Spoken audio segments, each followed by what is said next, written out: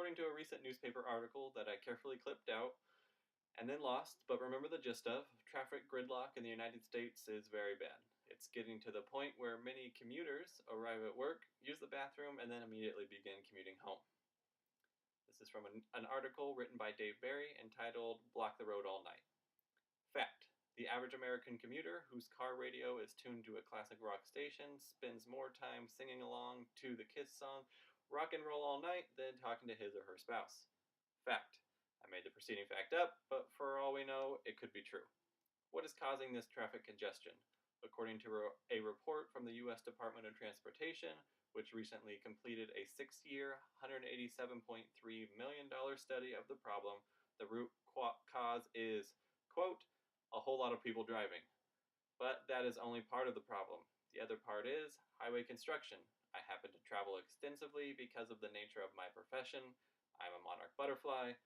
I would estimate that at present, approximately 2/3 of our nation's highways have been rendered impassable by construction crews.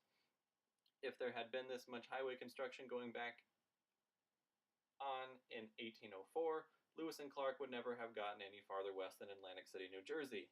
Now, I realize that we must pay a price for progress. As the old saying goes, you can't make an omelet without putting millions of motorists through living hell for decades. I honestly believe that when all these highway projects are finally done, the world will be a better place. Unfortunately, that will be 17 million years from now, and the only living things left on Earth will be cockroaches. As they crawl along the wide-open, obstacle-free highway system, they'll have their feelers out to each other, communicating the message, I'm so glad they finished this thing before they became extinct. The only problem is, at the current rate of progress, 17 million years might not even be enough. To understand why, let's take a look at how a typical highway construction project works. Phase 1, the division of traffic cones. Their motto, over our dead bodies, sets out the hundreds of thousands of cones that form the heart of any highway project. Often, in fact, they are the project.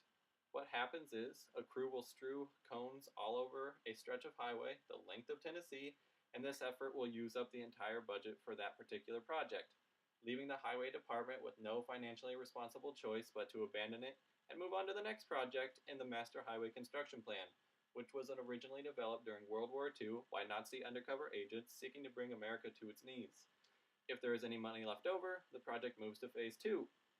Large, angry men come with jackhammers and do not leave until every square inch of usable road surface has been smashed into pieces no larger than a standard chiclet.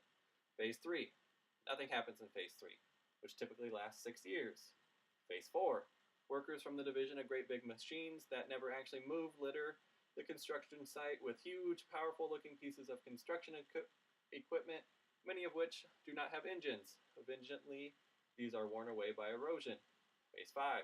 The project is actually completed, and a giant talking cucumber from Mars dances the hula.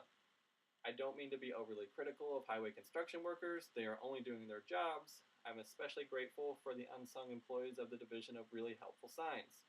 Think of this crack unit the next time you're trying to get somewhere, traveling at roughly the same speed as the Chrysler building, creeping past miles of cones and immobile construction equipment, some of which has vines growing on it. And at last, you come to what is, as far as you can tell, the only working machine in the entire highway project. A generator-powered electric sign flashing the vital message, expect delays. Yes, gridlock is indeed a problem. What can we, as citizens, do about it? Plenty! We can form carpools with our coworkers, so that instead of being stuck in traffic, we'll be stuck in traffic smelling our coworkers' body odor. Or we can take mass transit, defined as transit that does not where you need to go. Finally, we can demand that Congress take action in the form of laws requiring classic rock stations to play some different songs. Working together, we can make a difference. Then, we can rock and roll all night and party every day.